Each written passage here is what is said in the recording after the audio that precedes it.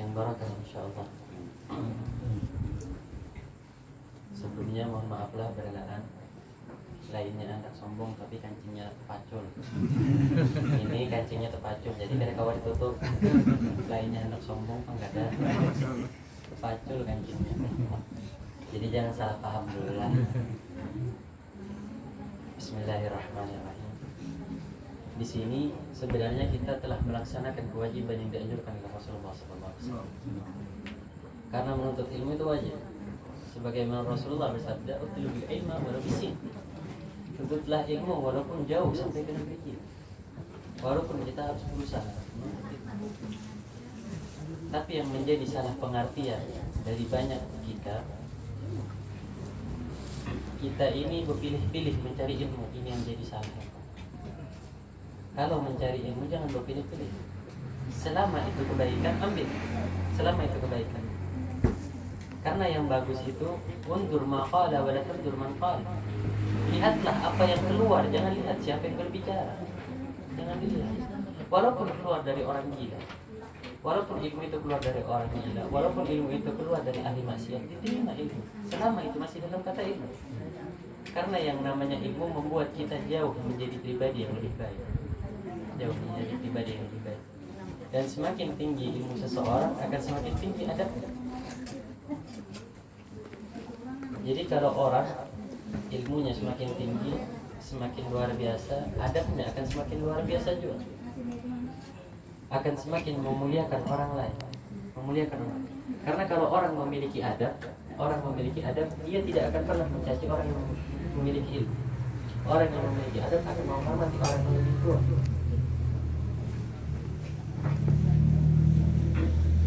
Jangan mentang-mentang kita punya ilmu kita sombong, jangan. Malah kita harus berbagi ilmu kita kepada sesama. Berbagi. Jangan disembunyikan yang namanya ilmu. Kita bagikan yang namanya ilmu.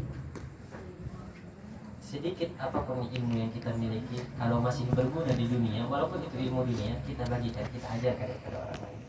Ilmu kebaikan. Jangan ilmu-ilmu yang buruk, jangan. Ilmu yang buruk.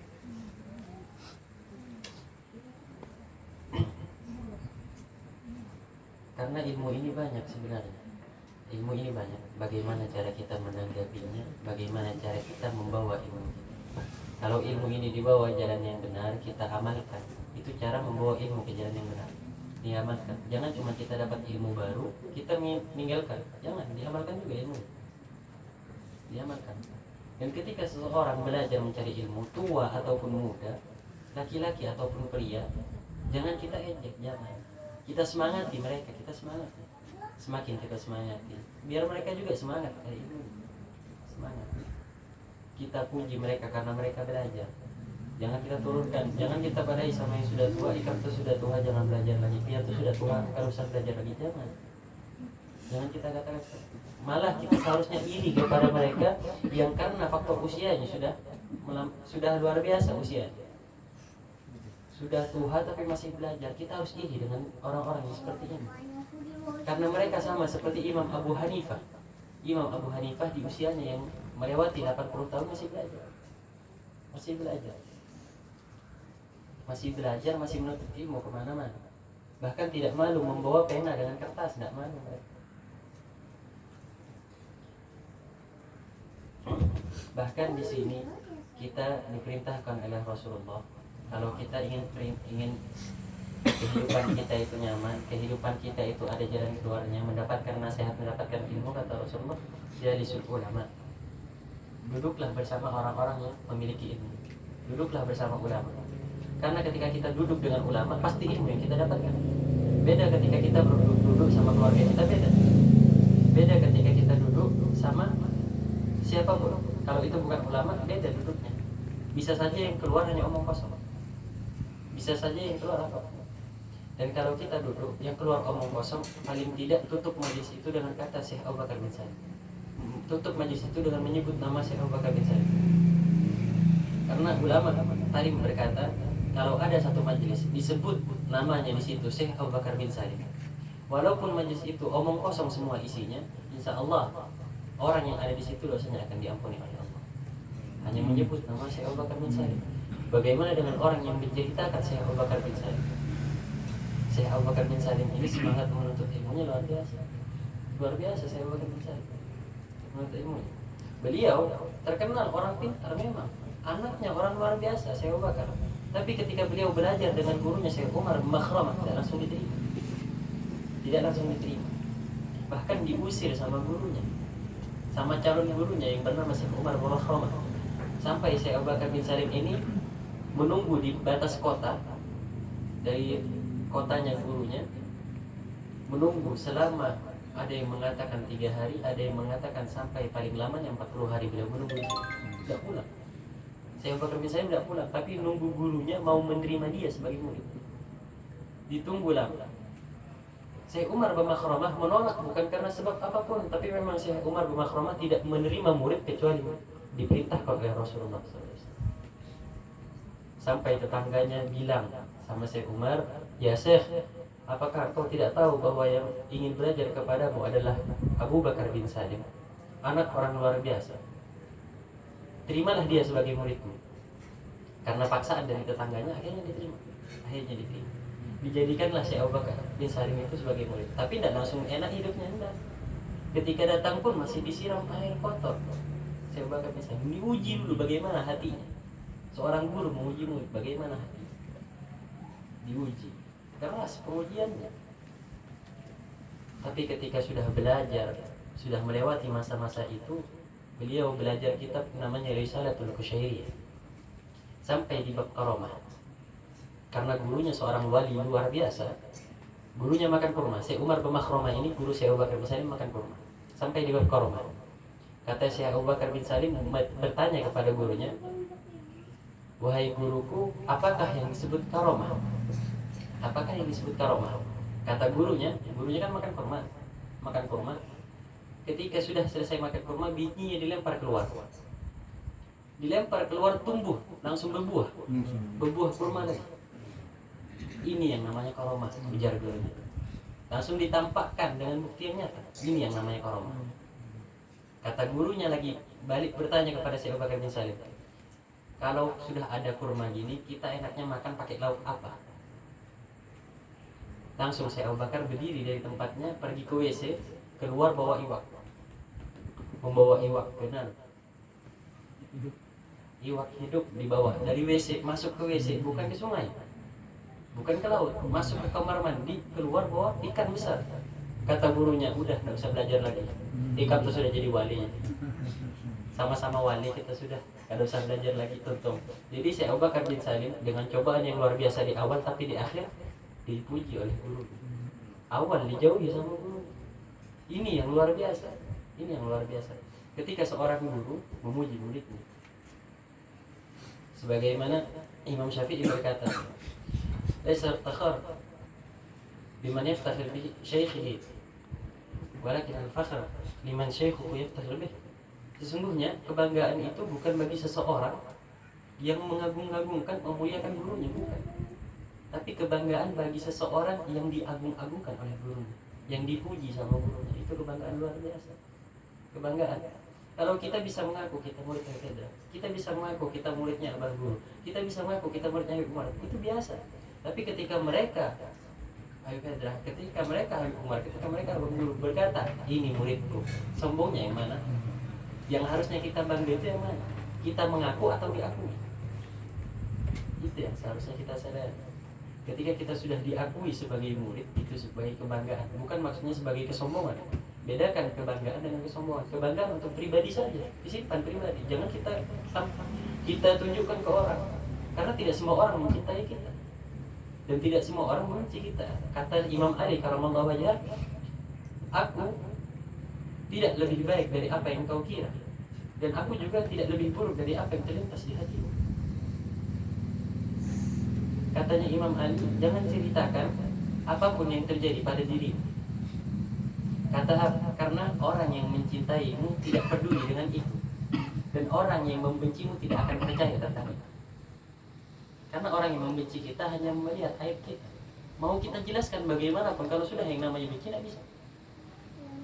Wa ainul baghdhi tubdi masawi. Karena yang namanya mata kebencian akan menutupi semua kebaikan. Walaupun orang ini banyak kebaikannya, kalau kita sudah benci tidak bisa. siapapun itu, mau orang baik mau orang jahat, kalau sudah kita benci itu. Tapi di sini kita harus sadar bagaimana kebencian yang benar yang diajarkan oleh Rasulullah SAW. Kebencian, kita boleh membenci, tapi bukan membenci orang, kita benci sifatnya, kita benci maksiatnya. Ada orang kita melihat kesalahan, kita membenci kesalahannya, bukan membenci orangnya. Kalau orangnya tetap kita sayangi, tetap kita kasihi. Karena apa? Karena dia umatnya Rasulullah, karena dia hambanya Allah. Kita harus sadar, kita kembalikan ke situ. Bayangkan kalau kita punya anak kita dibenci sama orang, kita pasti sakit hati. Bagaimana Allah punya hambanya dibenci sama hambanya yang lain? Di sini kesadaran kita.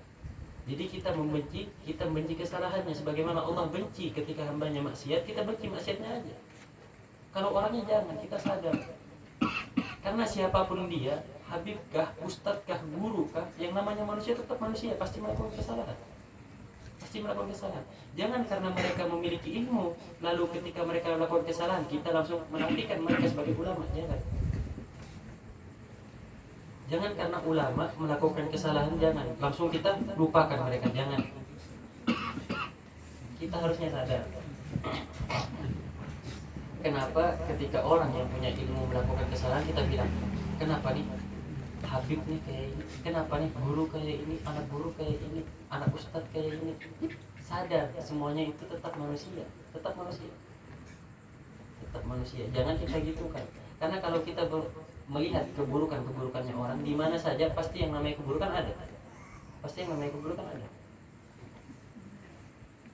Kata ulama, kalau engkau pergi ke negeri Amerika, engkau mencari orang baik pasti ada. Engkau mencari seorang wali, engkau mencari seorang ulama pasti ada. Dan kalau engkau pergi ke negeri Mekah, engkau mencari seorang pelacur, engkau pasti mendapatkannya. Karena apa? Karena yang engkau dapatkan adalah apa yang engkau cari. Di situ kesadaran kita. Kalau kita mencari kebaikan seseorang, kita pasti akan menemukannya. Dan kalau kita mencari keburukannya, walaupun dia wali besar, pasti kita dapat. Kalau kita mencari. Dan yang bagus ketika kita mengetahui kesalahan orang, kita tutupi dan kita mentafsirkan dengan hal-hal yang lain, hal-hal yang baik. Agar apa? Agar hati kita terjaga. Karena ketika kita melihat kemaksiatan, yang diserang itu hati, bukan jasad. Kalau jasad yang diserang tidak apa-apa. Tapi ketika hati yang sudah berubah, keyakinan kita berubah sama orang, ini yang bahaya. Kalau sudah hati tidur kita tidak tenang, ibadah kita tidak khusyuk, penyakit hati masih ada. Kalau kita sudah berusaha, kita tafsirkan semua kebaikan-kebaikan, nanti yang keluar dari diri kita baik, mimpi kita baik. Karena kita tidak akan mimpi yang baik-baik kecuali pikiran dan hati kita itu isinya baik semua. Kalau isinya kita mimpinya buruk semuanya, berarti kita masih ada keburukan di hati. Karena yang namanya mimpi ini sebagian daripada wilayah wali, sebagian dari kewalian. Apalagi kalau mimpi Rasulullah SAW, tidak lagi kewalian. Kalau mimpi kebaikan, biasanya seseorang mimpi wali itu syarat nikmat yang sungguh luar biasa. Karena yang dipikirkan itu. Ada seorang murid bertanya kepada gurunya, "Wahai guruku," kata muridnya, "ajari aku agar aku bisa bermimpi Rasulullah." Kata gurunya, "Besok pagi setelah subuh engkau datang ke rumahku. Engkau menginap di rumahku." Kata guru, sudah selesai, datang subuh-subuh. Bertakon langsung si murid, "Kayak apa guru cara mimpi Rasulullah?" "Hadang guru." Santai dulu dia gurunya. Sampai di pagi hari makan pagi, sarapan. Biar gurunya sarapan. Disiapkan sama gurunya sarapan cuma kayak ide banyunya. Ada makanan aja cuma kayak ide banyu. Ujar muridnya nih, "Oh mungkin ini cobaannya makan tanpa banyak. Karena malam aku kau mimpi Rasulullah." Siang-siang makan lagi, kayak ide banyunya lagi. Cuman ada kuah, dihabiskan kuahnya. Diminum, orang haus dari pagi ke tidak minum. Pagi sarapan ke tidak meminum, siang sarapan ke tidak minum, malamnya dikasih makan malam sama gurunya ke tidak minum lagi, tetap ke tidak minum. Oh, tambah yakin si murid ini. Berarti cobaannya ketika kita ingin bermimpi Rasulullah, seharian makan jangan minum. Ujar si murid. Kata gurunya, "Tidurlah engkau dan katakanlah kepadaku besok pagi apa yang kau lihat di dalam mimpi." Makin mantap si muridnya. Berdapat kepada Rasulullah. ketika tidur di mimpi dia melihat badai yang sungguh luar biasa, melihat badai, ombak, tsunami di mana-mana, hujan dengan petir-petirnya. Allah bangun dia dalam tidurnya, ternyata subuh, betul subuh waktunya. Kaget dia, ya Allah, kenapa aku mimpi seperti ini? Datang ke gurunya, wahai guruku, aku tidak bermimpi Rasulullah, tapi aku mimpi tsunami, hujan dan ombak lain segala macam. Kata gurunya, itu ikam mimpi badai segala macam karena ikam kehausan. Karena ikam kan tidak kembali minum, jadi ikam kehausan. Yang ada di pikiranmu dan ada di hatimu hanyalah air. Jadi segala sesuatu yang ada di mimpimu semuanya bersangkutan dengan air. Badai, ombak, tsunami, hujan, semuanya air. Dan engkau harusnya bisa mengubah itu semua dengan nama Rasulullah. Ketika semua telah engkau ubah dengan kata Rasulullah, dengan kata Muhammad, maka engkau akan melihat Rasulullah bukan hanya di dalam mimpi, tapi dengan kenyataan. Kalau semua sudah keseharian kita membayangkan bagaimana Rasulullah, membayangkan kesehariannya Rasulullah, di mimpi kita pasti ketemu. Bahkan jangankan di mimpi, ketika dalam yaqadzah pun kita bisa bertemu dengan Rasulullah. Kalau sudah keseharian kita ikat dengan keseharian Rasulullah. Belajar sedikit-sedikit mengikuti sunnahnya. Yang ringan-ringan, yang mudah-mudah kita ikuti. Yang mudah-mudah kita membantu orang, berbicara lemah lembut dengan orang, melihat orang tua itu sunnah, melihat orang tua itu ibadah. Bahkan ketika seseorang ingin doanya mustajab, makalah tunggu ketika ibunya melihat dia dalam keadaan tersenyum. Kalau anaknya dia berdoa ketika saat itu, doanya mustajab. Ketika ibunya melihat dia dalam keadaan tersenyum, doanya mustajab. Dan begitu pula doa orang tua kepada anaknya. Doa orang tua kepada anaknya mustajab. Karena apa? Doa walidain li waladihi ka doa nabi li ummati. Doanya orang tua kepada anaknya sama seperti doa nabi kepada umatnya, mustajab. Jadi bagi orang tua, semarah apapun kalian, usahakan doakan yang baik bagi anak. Jangan sampai keluar yang buruk. Jangan. Waliyadzubillah summa waliyadzubillah. Waliyadzubillah summa waliyadzubillah. Bahkan kami, tarbiyah kami, ketika kami, orang tua kami marah kepada kami, fitrahnya marah, beliau tidak doa macam-macam, tapi beliau bilang Allah yahdik, semoga Allah memberimu hidayah. Allah yaghfir, semoga Allah mengampuni. Doanya baik-baik. Karena apa? Karena orang tua itu doanya mustajab. Kalau keluarnya buruk-buruk, pasti terjadi. Pasti terjadi. Hanya menunggu waktu lagi. Tinggal tunggu waktu. Kalau sudah yang namanya orang tua. Kalau orang tua sudah doa baik-baik, bahkan sampai menangis kepada Allah, mendoakan kita yang baik-baik, tidak usah khawatir. Kita pasti kedepannya jadi orang. Jadi orang. Tenang, kita hidup dunia akhirat. Kalau orang tua kita sudah ridho sama kita. Makanya jangan pernah sampai hilang niat di hati ini untuk membanggakan orang tua. Kalaupun orang tua sudah tidak ada, kita banggakan dengan doa-doa kita. Doa-doa kita. Kita bacakan surah-surah, bacakan Al-Quran. Kita bacakan surah Tabarok. Karena orang kalau dibacakan surah Tabarok, siksa kuburnya akan diangkat. Dan kalau orang meninggal ketika membaca surah Tabarok di malam hari, tidak ada penghalang baginya kecuali kematian. Jadi kalau orang sudah baca surah Tabarok, tenang. Di hari itu, kalau dia meninggal, dia pasti masuk surga. Pasti hilang azab kuburnya. Jadi biasakan baca surah Tabarok. Kalau tidak bisa baca surah Tabarok, waktunya lama, bagaimana? Kita dengarkan ayat-ayat orang yang membaca surah Al-Quran. Kita dengarkan, walaupun pakai MP3 kan, pakai HP kan, kita dengarkan. Kita dengarkan. Karena dengan mendengarkan tanpa sengaja hati itu membaca. Hati itu membaca, hati itu ikut. Nah, ketika hati itu ikut, kita dihitung sebagai orang yang membaca juga.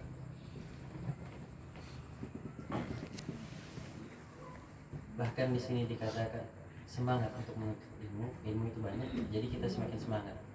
Karena yang membedakan kedudukan seseorang itu ilmu. Kedudukan ilmu. Ada tua ini enggak semua tua itu dikatakan tentang ilmu, tentang usia enggak. Tapi ada tua karena ilmu. Usianya muda tapi karena memiliki ilmu dituakan. Ada yang seperti itu. Ada yang memang tua karena usia. Tua karena ilmu, ini lain lagi urusannya. Tapi tetap di bidangnya. Kalau memang di bidang agama, dia dituakan di agama. Tapi kalau memang di bidang umum, dia pasti dituakan di umum. Tapi memang tidak akan pernah merugi orang yang memiliki ilmu, pasti dimuliakan. Ilmu apapun pasti dimuliakan. Sesungguhnya ilmu itu semuanya bermanfaat. Ilmu. jangan dianggap remeh. Ilmu pertanian itu seharusnya dibanggakan, karena kalau tidak ada petani kita mau makan apa? Kita hanya pengen berpegang sama orang-orang yang ada di kota, tidak bisa. Kita bukan orang barat yang setiap hari cuma makan roti, tidak bisa. Orang-orang barat sarapannya buah, kalau kita sarapannya nasi, tidak bisa. Kalau kita masih belum makan nasi, belum makan namanya. Belum makan, kalau kita belum makan nasi, belum makan. Makanya nasi itu berpengaruh. Para petani itu yang banyak berkorban karena kita tidak sadar. Kalau kita melihat yang namanya dunia ini dengan bagaimana awalnya, kita sadar. Kita tarik semuanya. Sebenarnya banyak orang yang biasa. Tapi kalau kita tarik betul-betul, kita kembali semuanya memang kepada Allah semua. Sebenarnya apa yang telah kita berikan kepada Allah? Kalau kita masih merasa ini milikku, ini milikku, ini milikku, berhati-hatilah dari anania, berhati-hatilah dari mengaku-ngaku ini punyaku, berhati-hati. Kita kembalikan, kalau kebaikan itu, alhamdulillah Allah memberiku kekuatan untuk melakukan kebaikan. Yang namanya kebaikan itu semuanya dari Allah, semuanya dari Allah. Tapi jangan juga ketika kita melakukan maksiat sudah takdirnya kayak ini, jangan. Kita kembalikan ke diri kita, ya Allah, aku lalai. Karena sesungguhnya manusia ini Allah berikan pilihan. Allah berikan pilihan, bukan semuanya takdir kata Allah, enggak. Tapi kita bisa memilih. Manusia itu bisa memilih. Kita diberikan akal agar kita bisa memilih. Kita tahu kalau kita melakukan hal ini, kita mencuri, kita pasti sakit, kita pasti dipenjara. Tapi kalau kita bersedekah, kita pasti mendapatkan surga, kita pasti mendapatkan ketenangan. Kita tahu, kita bisa memilih.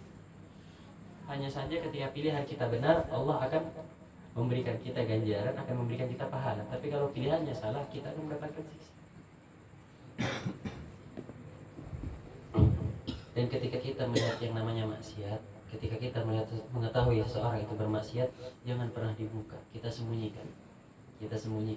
Karena bersyukur bagi orang yang mengetahui kemaksiatan orang lain dan menutupnya. Sungguh bersyukur, karena nanti di hari hisab akan Allah berikan dia satu ruangan yang mana hanya Allah dan dia berdua-duaan berbicara tentang aib-aib. Kalau orang yang suka, karena nanti di akhirat siapapun dia, ketika dihisab Allah akan menghisab di depan orang lain, di depan orang banyak. Tapi orang yang suka menutup aib seseorang, aib orang lain, akan Allah tutup. Akan Allah berikan ruangan khusus, berdua-duaan dia beradial. Kata Allah berkata kepada orang tadi, engkau suka menutup aib hambaku di dunia, maka akan aku tutup aibmu di akhirat. Jadi bersyukur, kita tutup aib orang, Ini paling berat, tidak gampang. Menutup aib ini tidak gampang, susah. Dan cara kita untuk selalu berhusnudzon, berbaik sangka dengan orang-orang yang melakukan maksiat, kita harus sadar. Ini orang sudah berusaha takwa, ini sudah orang berusaha untuk menjaga. Hanya saja dia tidak bisa mengontrol hawa nafsu. Kata Imam Ghazali, kalau kita ingin menjaga hati kita dari orang lain, kalau orang itu lebih tua, kita harus merasa orang ini sudah banyak beribadah sebelum kita. Kalau orang ini lebih muda dari kita, kita harus merasa kalau kita sudah lebih banyak bermaksiat daripada dia. Kalau orang ini berilmu, kita merasa dia ini memang pantas dimuliakan. Kalau orang ini tidak berilmu, orang ini misalnya jauh dari yang namanya agama, kita merasa kalau orang ini orang awam. Orang awam hukumannya ringan, sedangkan kita beda hukumannya. Kita harus selalu senantiasa merasa lebih baik. Bahkan Imam Ghazali berkata, kalau kita bertemu orang kafir, kita menjaga hati bagaimana? Kata Imam Ghazali, kalau takut-takut ketika kita meninggal, kita dalam keadaan seperti mereka, dan mereka seperti keadaan kami. Kalau mereka meninggal menyebut kalimat la ilaha illallah, dosanya hilang semua. Jangankan meninggal, sebelum meninggal pun ketika orang-orang yang berada di luar agama Islam menyebut kalimat la ilaha illallah Muhammadur Rasulullah, semua dosanya yang masa lalu hilang. Sedangkan kita bagaimana? Di situ Imam Ghazali bahkan menekankan kita untuk senantiasa berbaik sangka. Tidak bisa langsung kita harus berbaik sangka sama orang, tidak akan bisa. Makanya dilatih sedikit-sedikit, dilatih sedikit-sedikit, dilatih. Pikiran itu dijaga baik-baik, pikiran dijaga. Kalau terbesit pikiran yang buruk, doanya apa? Doanya Habib Ali bin Syekh Bakar berkata, Allah Rabbi la usyriku bihi ahada. Itu doanya. Ketika kita merasa hati kita ini pikirannya jelek, kita berkata Allah Rabbi la usyriku bihi ahada, sambil melihat ke langit. Jadi ketika pikiran sudah macam-macam, Allah Allah Allah Rabbi la usyriku bihi ahada, itu lebih bagus. Sambil melihat ke langit. Insya Allah ketika kita berdoa seperti itu, kita mengucapkan itu, hilang pikiran jelek, hilang yang terbesit hati itu jelek. Sama ya, kami dapatkan dari guru kami ijazahnya dari Habib Ali terus ke Habib Umar, Rabbi shrah li sadri wa yassir li amri. Ini dibaca sehari 100 kali. Bagi yang ingin mengamalkan silakan diamalkan. Rabbi shrah li sadri wa yassir li amri. Karena ini amalan diminta oleh Habib Ali. Ketika Habib Umar datang ke rumah beliau, kata Habib Ali, Habib, kami minta amalan yang mana untuk keluarga kami dan santri-santri kami, katanya baca Rabbi shrah li sadri wa yassir li amri. Cuman 2 itu. Karena lanjutan ayatnya itu wahlul 'uqdatam min lisani yafqahu qawli. Lanjutan. Tapi ini Rabbi shrah li sadri wa yassir li amri. Rabbi shrah li sadri wa yassir li amri. Ketika kita membacakan itu, yang kita dapatkan dalam sehari ketenangan, jalan keluar, semuanya kita dapatkan. Karena dalam kehidupan ini yang dicari oleh manusia yang namanya tenang. Itu aja. Yang paling mahal tenang. Yang paling mahal.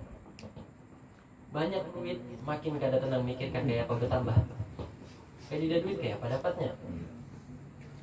Tenang ini tidak bisa dicari. Tenang. Tapi ketenangan yang sungguh luar biasa ketika kita tengah malam bermunajat ke Allah, bermunajat kepada Allah. Pipi yang basah tapi hati yang tenang. Kita yang mengeluh tapi kita yang tenang. Kalau kita mengeluh sama orang lain itu tidak memberi jalan keluar, belum tentu. Bisa orang lain sumpah karena kita, kepikiran karena kita mengeluh kepada dia, bisa kepikiran. Tapi ketika kita mengeluh kepada Allah, walaupun kita tidak mendengar jawaban langsung, hati kita yang mendengar dengan rasa tenang. Tidak jarang orang yang ketika bermunajat tengah malam, pagi-paginya tenang, hidupnya enak, nikmat, bermunajat. Jangan malu ketika, kenapa kita lebih semangat menceritakan kisah hidup kita kepada orang lain daripada kepada Allah. Kalau kita semangat bercerita kepada Allah, sudah tenang hidup. Kita keluarkan semuanya sama Allah. Ya Allah, aku seperti ini. Ya Allah, aku seperti ini. Ya Allah, aku seperti ini. Allah yang lebih paham sama kita. Karena Allah yang menciptakan kita, Allah yang mengatur kehidupan kita. Minta sama Allah yang baik-baik. Kalau orang-orang sempat dengan zamannya Sehona, pasti melihat Sehona doa itu tidak pernah lama. Habib Haidar doa tidak pernah lama. Angkat tangan sebentar selesai. Angkat tangan sebentar selesai. Belum bertakun, apa doanya kok bisa gitu? Apa doanya? Kalau orang-orang melihat seakan-akan tidak doa, cuma angkat tangan itu aja. Yang pertama kata beliau, ketika kita berdoa, kita minta untuk kedua orang tua kita. Yang kedua, kita minta untuk berkumpul dengan Rasulullah di surga. Yang ketiga, kita minta hajatnya orang muslim dan orang muslim yang lain, muslimin dan muslimat. Jadi doanya, Allahumma fir lana wa liwalidina wal muslimin wal muslimat. Ya Rabbi waj'alna wa ahbaban lana. Biasa doa maulid itu, ya Rabbi waj'alna wa ahbaban lana fi dzalika fi tasyahhi wa ma'ad. Doa-doa seperti itu. Makanya Habib itu udah enggak lama. Allahumma fir lana. Doa orang tuanya, doa orang tua semuanya muslim muslimat. Doa berkumpul dengan Rasulullah. Doa dikabulkan hajat muslim dan muslimat. Karena apa? Karena di dalam hajatnya orang muslim, kalau sudah hajatnya orang muslim dikabulkan, hajat kita masuk juga. Kita orang muslim, kata beliau. Itu doanya, kata beliau. Itu doanya apa? Jadi doa itu tidak pernah lama. Doanya simpel seperti itu. Karena kalau kita minta sama Allah, Allah tidak akan memberikan itunya. Tapi kalau kita minta banyak sama Allah, kita akan merasa bersyukur nanti di akhirat. Karena terkabulnya doa itu ada 3. Terkabulnya doa, ada terkabul langsung seketika, ada terkabul dengan cara diangkatnya musibah kita, itu terkabul juga. Ada nanti yang ketiga ini terkabul di akhirat. Jadi di akhirat ketika kita sudah meninggal, kita melihat pahala yang sungguh luar biasa, cahaya yang sungguh luar biasa. Makanya kata para ulama, ketika orang melihat cahaya di hari itu, mereka semua berharap doanya tidak pernah dikabulkan di dunia, dan berharap doanya dikabulkan di akhirat, melihat timbangannya yang sungguh berat dan luar biasa. Nanti orang-orang, karena timbangan akhirat berbeda sama timbangan dunia. Kalau timbangan dunia yang paling berat itu ke bawah, kalau akhirat paling berat ke atas. Beda timbangannya. Dan di akhirat timbangannya sekecil apapun masih bisa. Kalau kita debu tidak bisa, pengaruh ke timbangan. Tapi Rasulullah beda. Nanti timbangannya di hari akhirat itu beda. Makanya yang paling beruntung ini yang paling banyak sholawatnya. Yang paling banyak sholawatnya, berbanyak sholawat. Apapun sholawat terbaik. Karena sholawat jangan pernah diremehkan. Sholawat jangan pernah diremehkan. Sholawat ini bisa membersihkan hati. Sholawat bisa membersihkan hati. Sholawat apapun bisa membersihkan hati. Yang tidak bagus, yang tidak sholawat. Kalau sholawat yang paling bagus itu sholawat Ibrahimiyah. Karena apa? Karena yang mengarang Rasulullah. Sholawat Ibrahimiyah yang dibaca di sholat itu sholawat paling bagus. Karena kalau kita pengen tahu sholawat paling bagus, kita harus tahu siapa yang mengarangnya. Kalau kita sudah tahu yang ngarang Rasulullah, masa ada syak, masa ada keraguan di sini? Tidak akan ada keraguan. Sholawat Ibrahimiyah. Ada juga sholawatnya Rasulullah, Allahumma salli ala sayyidina, Allahumma salli ala Muhammad wa ala ali sayyidina Muhammad. Itu ketika sahabat bertanya, ya Rasulullah, bagaimana caranya kami bersalawat kepadamu? Kata Rasulullah, Qul Allahumma salli ala Muhammad wa ali Muhammad. Ada yang seperti itu sholawatnya, banyak sholawatnya. Bahkan pernah satu orang Badui datang, Rasulullah langsung memuliakan dia, langsung berdiri Rasulullah. Sahabat yang lain heran, baru kali ini Rasulullah memuliakan Badui, heran sahabat yang lain. Sayyidina Umar heran, Sayyidina Abu Bakar heran, kenapa Rasulullah memuliakan Badui? Ditanya sama Sayyidina Umar, ya Rasulullah, mengapa engkau memuliakan Badui tadi? Kata Rasulullah, sebelum dia datang, Jibril datang kepadaku dan berkata, akan ada seorang Badui yang datang kepadamu, wahai Muhammad, maka engkau muliakanlah dia, karena sesungguhnya dia telah membuat sholawat yang tidak ada seorang pun bersalawat seperti itu. Sholawatnya banyak kita dengar dari ustaz-ustaz biasanya sebelum ceramah. Allahumma sholli ala sayyidina Muhammad fil awwalin wa fil akhirin wa fil mala'il a'la ila yaumiddin. Itu sholawat. Sampai Rasulullah muliakan orang yang buat sholawat baru. Jadi orang kalau yang bersalawat jangan disalah-salahkan. Orang yang suka maulid jangan disalah-salahkan. Ini dalilnya. Kalau ada orang yang bertanya tentang sholawat, Rasulullah juga ketika ditanya tentang sholawat menjawab Allahumma sholli ala Muhammad wa ali Muhammad. Kita semua punya dalil. Mereka itu tidak mau baca lagi. Jangan menyalahkan keilmuan, jangan disalahkan. Kalau kita masih belum yakin, jangan disalahkan. Kalau kita tidak tahu, jangan menyalahkan. Kita tanya, kita cari ilmu ke orang lain, kita berbaur sama orang untuk belajar keilmuan, belajar. Dan jangan jauhi juga dalam keilmuan ini yang namanya berdebat. Jangan karena punya ilmu kita berdebat, jangan. Karena dari perdebatan ini kita tidak akan pernah cari jalan keluar. Sedikit dari orang yang berdebat cari jalan keluar sedikit. Mereka semua cari nama pertama. Yang kedua cari kesombongan, kejatuhan orang lain. Dari perdebatan. Jarang orang berdebat ini memang pengen cari jalan keluar, cari kebenaran, jarang. Cari pembenaran, iya. Berdebat, saling membenarkan argumen satu sama lain, saling membenarkan, saling berdebat. Akhirnya apa? Setelah perdebatan saling bermusuhan, saling sakit hati. Ini yang kita tidak mau. Berdebat tentang hal apapun, jangan berdebat. Usahakan jangan berdebat. Kalaupun tidak bisa, ngomongnya berduaan, jangan di depan orang ramai. Dalam hal ilmu atau perdebatan selisih pendapat, jangan di depan orang ramai. Karena Imam Syafi'i berkata, kalau engkau menasihati aku di depan orang ramai, kata beliau, di depan orang banyak, jangan salahkan aku ketika aku tidak mendengarkan nasihatmu. Karena nasihat di depan orang ramai ini bukan nasihat namanya, tapi cacian, ejaan, hinaan. Tidak semua orang bisa menerima, tidak semua orang. Jadi salah kalau kita ingin menasihati orang di depan orang ramai, salah. Kita nasihatinnya berduaan, kita omongin baik-baik. Dan salah satu cara untuk menasihati orang itu kita cari orang terdekatnya, orang tuanya kah, suruh beban dia, keluarganya kah. Jadi enak, nasihat itu masuk. Kalau kita orang luar mungkin orang itu tidak menerima, atau gurunya suruh nasihatin, jadi gampang. Tapi kalau kita yang menasihatin, orang itu biasa merasa nasihat itu sebenarnya kebaikan. Kata Habib Ali Syekh Bakar, orang yang sering menasihatimu adalah orang yang sayang kepadamu. Nasihat ini sakit, beneran. Nasihat ini sama kayak obat pahit, tapi menyembuhkan. Nasihat. Kalau kita mendengar nasihat itu seakan pedih, berarti benar. Itu ada di hati kita. Itu benar di dalam diri kita.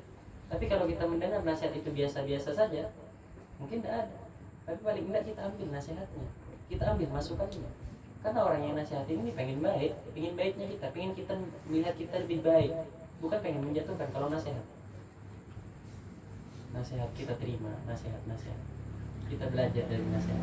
Kata Habib Ali bin Syekh Abu Bakar, berbahagialah dengan orang yang memberikanmu nasihat, sama seperti orang yang memberikanmu hadiah. Nasihat. cari orang yang ingin menasihati, dicari, datangi orang yang lebih tua, nasihati ulun, datangi orang yang lebih tua, karena orang yang lebih tua itu tahu sama masalah hidup, mereka tahu sama pengalaman hidup, kalau kita gini akhirnya gini, mereka tahu. Nasihat mereka itu mungkin rusuk, mungkin, tapi itu semua kebaikan, isinya semua kebaikan, karena mereka itu tidak mau kita sama seperti mereka, menginginkan kita jauh lebih baik dan jauh lebih baik. Bahkan kalau kita lihat bagaimana silsilah kita dengan Sayyidina Umar, Habib Ali Al-Habsyi, pengarang Maulid, kita jauh, Habib Ali Al-Habsyi jauh lebih baik daripada kita, Sayyidina Umar jauh lebih baik daripada kita. Tapi kerjaan mereka berdua, kerjaan Sayyidina Umar, kerjaan Imam Ali, kerjaan Habib Ali Al-Habsyi setiap hari keluar nyari orang, siapakah yang ingin menasihatiku, kata mereka, kata beliau, orang yang menasihatiku akan aku beri hadiah. Setiap hari keluar mencari orang yang menasihati kita, enggak. Kita merasa kita lebih baik. Nah, ketika seseorang merasa lebih baik daripada orang lain, ini sombong namanya. Sombong. Bahkan ulama berkata, sombong itu bukan ketika kita menunjukkan, bukan, tapi ketika kita merasa ada yang lebih baik walaupun itu hewan. Kalau kita sudah merasa lebih baik dari hewan, kita sombong namanya. Jangan sampai ada merasa lebih baik, jangan merasa lebih baik, tapi merasa lebih jelek, merendah. Kita harus merendah sampai tidak ada orang yang bisa merendahkan kita. Merendah, merasa lebih baik. Tawadu takun kan najmi la halinati fi safahatin najwi fi safahatin ma'i wa warafi wa takun kad dukhan ya'lu nafsi fi tabaqat jawi wa wadi. Katanya, kata syair itu, tawadulah engkau sebagaimana bayangan bintang yang ada di kolam, yang ada di sungai. Seakan-akan dia terlihat rendah, padahal tinggi. Bintang kalau kita lihat di sungai, di laut, seakan-akan dia rendah di bawah kita, tapi ketika kita lihat kenyataannya dia jauh tinggi di atas. Jangan sombong, kata syair tadi, orang yang sombong itu sama seperti asap rokok. Asap rokok itu seakan-akan tinggi melayang, padahal enggak, jauh terbangnya. Sampai awan pun enggak nyampe mereka. Cuma di depan mata hilang. Sombong. Tapi yang namanya tawadhu, dia terlihat rendah, tapi kenyataannya di sisi Allah sangat tinggi dan luar biasa. Tawadhuan itu Allah yang menerimanya, Rasulullah yang bangga dengan orang-orang yang tawadhu. Karena kalau kita ingin meniru Rasulullah itu tawadhu.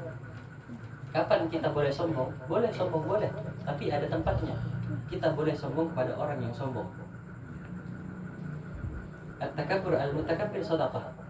Sombong dengan orang yang sombong itu shadaqah. Jadi kalau ada orang yang sombong, kita sombong balik enggak apa-apa. Tapi cuma kepada orang itu, jangan kepada orang lain. Ada orang sombong, kita balas kesombongan. Ada orang sombong, kita balas kesombongan. Tidak apa-apa. Sombong. Karena kalau orang sombong, kita sombongi balik, kita balas kesombongannya, dia merasa terhina. Bukan maksud kita ingin menghinakan, tapi untuk biar orang ini sadar. Tidak apa-apa. Ulama memerintah itu. At-takabbur al-mutakabbir shadaqah. Jadi kita balas sombongannya orang itu karena pahalanya sama seperti sedekah. Sampai sini ada pertanyaan?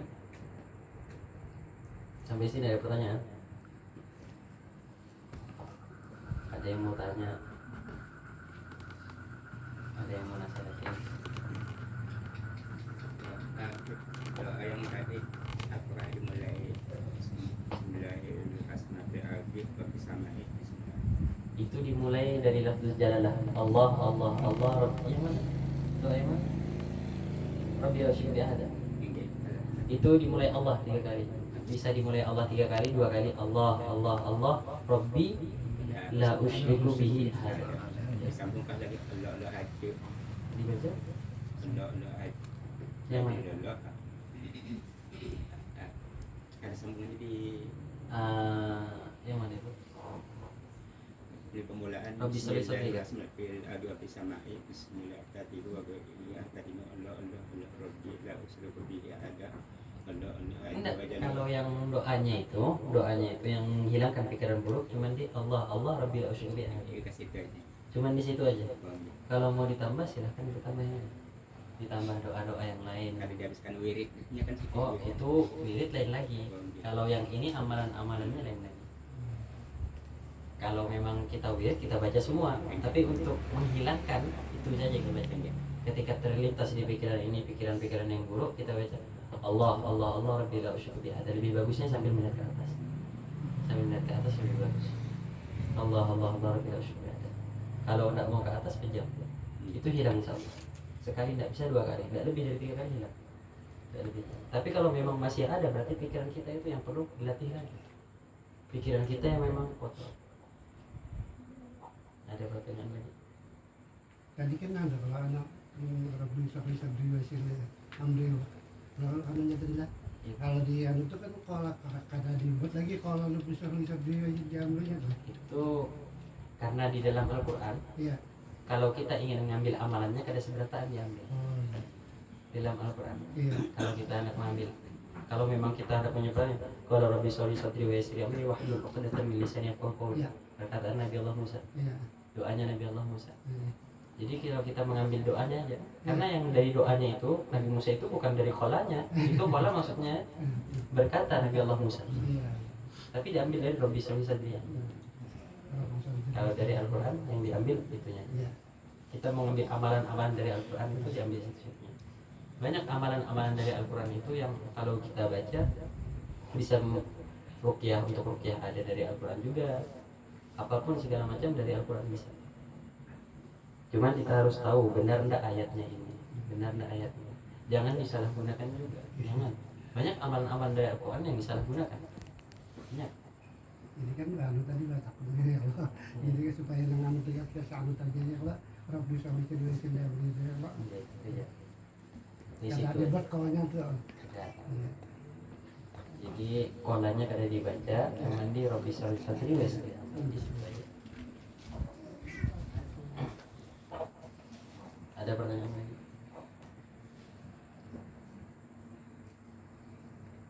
Ada pertanyaan?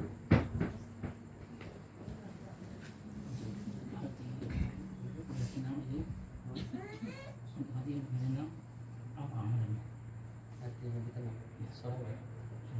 Untuk menenangkan hati, kebanyakan orang bersolawat. Ada yang tibbil qulubi wa dawa'i wa syifa'il absar wa dia. Ada salawat yang seperti itu, ada salawat, banyak salawat. Kalau mau pakai salawat yang Allahumma shalli ala sayyidina Muhammadin al-Fatih wa ali mana bisa. Mau pakai salawat Allahumma shalli ala sayyidina Muftahi wa bi rahmatillah adada wa bi ilmillah salat bisa. Kalau yang sering kita baca itu, kalau yang ulun pribadi bacanya Allahumma shalli ala sayyidina Muhammadin abdika wa rasulika nabiyil ummi wa ala alihi wasallam. Itu aja kita baca. Kalau ulun pribadi itu dulu. Salawat pribadi. Yang sering. Ada yang saya baca dari Habib Umar juga, yang itu videonya itu langsung saya screen. Kalau masih ada Sayyidina Muhammad dan Ali Muhammad abdi kepada Rasulika Nabi Ummi wa ala alihi wasallam taslima. Ya, itu penyempurnaan kalimatnya. Penyempurnaan Allahumma shalli ala sayyidina Muhammadin abdika wa rasulika nabiyil ummi wa ala alihi wasallam taslima. Ya, seperti itu. Itu memang biasanya dibaca setiap hari Jumat. Orang yang membaca itu di sore, di asar hari Jumat, Ya, di asar, setelah asar hari Jumat, itu diampuni dosanya 80 tahun yang telah lalu dan 80 tahun yang akan datang. Kalau usianya kurang bagaimana? Kalau usianya kurang, berarti usianya nanti di akhirat. Kan di akhirat kita punya usia juga. Di akhirat usianya kita juga. Bisa juga dipindah dengan usia apa? Usia keluarga kita yang lain. Sholawat. Jadi jangan sampai hilang, jangan sampai kita lalaikan sholawat ini di asar hari Jumat. Karena asar hari Jumat ini nama waktunya Sa'ah Fatimiyah. Sa'ah Fatimiyah waktunya Siti Fatimah bermunajat. Karena di hari Jumat ini ada waktu-waktu orang ketika berdoa mustajab. Salah satu waktunya ketika imam duduk di antara dua khutbah. Doa di situ doa itu mustajab. Ada ulama yang berkata itu saat mustajab. Jadi jangan cuma doanya ngikutin apa yang katanya orang muadzin, jangan. Doa kita doa juga sama Allah.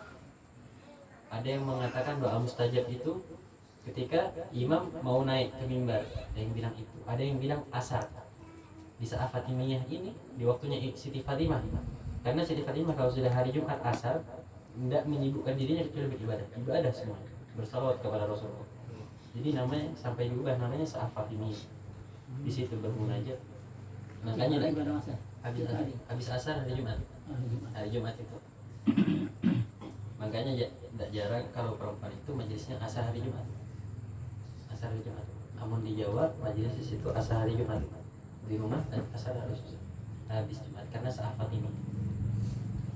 Seafat ini waktunya Siti Fatimah sehingga kita menilai siapa tahu kita dapat barokahnya Siti Fatimah. Karena Siti Fatimah kesayangan Rasulullah dan kata Rasulullah Abu Qadir iman awal tahu apa ini aku mencintai apa yang dicintai oleh Fatimah dan aku membenci apa yang dibenci oleh Fatimah. Jadi kita suka Siti Fatimah karena Siti Fatimah Sayyidatun Nisa'il Alamin, pemimpinnya para wanita di dunia dan di akhirat dan di surga juga pemimpin. Wanita yang paling mulia. Wanita yang paling mulia. Karena anak dari orang yang paling mulia. Jadi tidak heran kalau kita ingin melihat seseorang itu mulia atau tidak, kita lihat anaknya orang yang mulia, pasti mulia juga. Ada pertanyaan? Bagaimana adabnya kita berselawat kepada Rasulullah, terutama adab batinnya?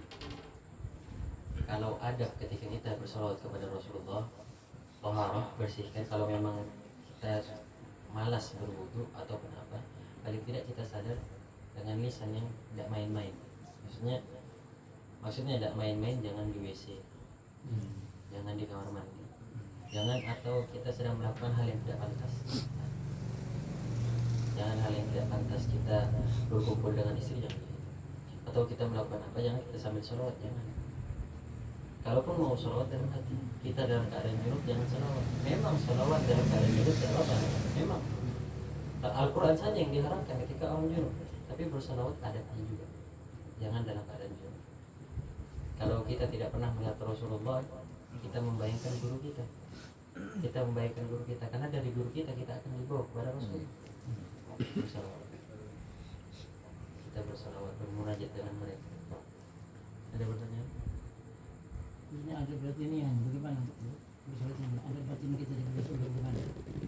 Ada batinnya ya kita jaga betul. Batinnya istahdir menghadirkan. Menghadirkan. Kalau tidak bisa menghadirkan tadi, menghadirkan guru kita. Sama kayak kalau kita mau wirid, sama kayak. Karena kalau kita bersalawat dengan adab, bertemu dengan Rasulullah lebih cepat. Beda orang yang bersalawat tanpa adab, maksudnya bersalawat biasa, sama orang yang memang membenarkan ketika bersalawat, beradab betul bersalawat. Apalagi sampai menghadap kiblat. Beda orang yang belajar menghadap kiblat sama yang tidak menghadap kiblat, beda orang yang bersalawat menghadap kiblat sama yang tidak menghadap kiblat, beda. Dari situ ada sirnya. Menghadap kiblat itu ada sirnya. Ada pertanyaan lagi? Lain lagi masih ada. Dari Habib Salim bin Habib Syekh Abidjan mereka itu menyuruh melakukan salat buntung kata orang, tapi artinya ingat kepada guru ikam, siapa yang guru ikam yang kasih. Jadi orang awam ini mengatakan jangan dibaca, artinya itu salat buntung bunyinya sallallahu alaihi Muhammad. Jadi mengamalkan hari 20 tahun itu apakah boleh itu atau ada ya kan? Tapi udah ingat dan guru itu Salawat buntung, salawatnya gimana? salawat Ya, buntung kata buntung. orang awam mengatakan sallallahu alaihi Muhammad, katanya itu ya salat buntung. Tapi ini katakan mamalkan tapi nur itu sama guru Sallallahu alaihi Muhammad. sallallahu alaihi Muhammad aja. Sebenarnya adab ketika bersalawat itu bukan cuma ala Muhammad, bukan. Kita harus sadar kalau misalnya ada presiden di depan kita, masa kita manggil Jokowi? Kita kan pasti panggil Pak kan? Jangan kita langsung Muhammad, bukan teman kita ini. Adabnya Rasulullah kah, Allahumma sholli ala sayyidina kah, dipakai sayyidina. Adab. Mau siapapun itu, mau cucunya, mau muridnya, mau hambanya, tetap adab dipakai sama orang yang lebih mulia. Sama kayak kalau kita menyebut ustadz, mau ustadznya ada, ustadznya tidak ada, tetap ustadz kita panggil. Kita bercerita dengan orang, ustadz ini kayak ini, Habib ini, pasti tetap Habibnya tidak kita tinggalkan. Bukan kalau kita ngomong berdua kita hilangkan Habibnya. Kalau sama Habib kita tidak berani menghilangkan Habibnya, kenapa sama Rasulullah kita berani menghilangkan Sayyidnya? Di situ adabnya lain lagi. Adabnya. Kalau memang yakin tentang amalnya silahkan, tapi adabnya dipakai. Adabnya dengan Rasulullah. Jadi Allahumma sholli ala sayyidina Muhammad. Karena Habib Umar paling marah bagi orang yang menyebut Muhammad. Marah. Beliau itu bahkan menyebutnya Rasulullah. Tidak menyebut Nabi, tidak, Rasulullah. Menyebut Sayyid Habib Umar, Sayyidina Muhammad, Sayyidina Muhammad. Menyebut Rasulullah Muhammad. Tidak langsung menyebut nama Rasulullah, Rasulullah. Jangankan kita hambanya, jangankan kita manusia biasa. Allah ketika menciptakan Alkitab, Allah ketika menciptakan Al-Qalam, Allah ketika menciptakan Al-Qalam, Al-Qalam ini seakan-akan pena, pulpen yang menulis takdir seluruh manusia. Tapi Allah menciptakan di atas ini. Allah menciptakan di langit. Ketika langit disuruh sama Allah, ketika Al-Qalam ini disuruh sama Allah menulis nama kekasihnya Rasulullah Muhammad, qalam ini bertanya, siapakah Muhammad? Ya Allah. Ketika Al-Qalam ini bertanya siapa Muhammad, dihancurkan sama Allah. Dihancurkan. Qalam ini dihancurkan. Bagaimana kau menyebut kekasihku tanpa memuliakannya? Kata Allah. Bukan maksud kita hanya ingin memuliakan Rasulullah. Rasulullah tidak perlu dimuliakan sama kita. Tapi kita harus sadar Rasulullah ini kekasihnya siapa. Karena kalau kita, misalnya kita diejek, kita bisa sabar. Tapi orang yang sayang sama kita tidak terima. Walaupun orang itu sudah minta maaf. Ketika orang mencaci guru kita, mencaci Hebedra, mencaci abah guru, pasti kita marah. Karena kita muridnya. Walaupun gurunya, walaupun abah guru, walaupun Hebedra tidak marah. Karena kita sayang. Jadi ada itu takutnya. Sholawat kita, sholawat sudah pasti diterima, tapi faedahnya takut berkurang. Jadi kita tambah. Allahumma sholli ala sayyidina Muhammad. Balik benar. Kalau memang mau dipanjangkan, Allahumma sholli ala sayyidina Muhammad abdika wa rasulika nabiyyi wa ala alihi. Karena ini semua kelebihannya abdika wa rasulika, ini semua pujian untuk Rasulullah. Jadi ditambah semakin banyak pujian untuk Rasulullah, kita merasa semakin yakin ini sholawat diterima. Ada pertanyaan lagi? Kalau tidak ada tuh doa. اللهم صل وسلم على ربنا وعلى آمين. ذلك من الشهادة ومعرفة من وإحسان ومن منك لتجود أدين إن شاء الله من سألك سيد الدين وبركة في وسط من جنس وسعة نفسه وتوبة قبل وشهادة عندنا وكفرة بعد الموت وعفا بسبب من نصيب من الجنة ورزقنا النظر ومغفر لنا ولوالدنا وأخواننا وأصحابنا والأمانة وما سلمنا وفينا يا رب العالمين سبحان ربك رب العزة عما يصفون وسلام الحمد لله رب العالمين.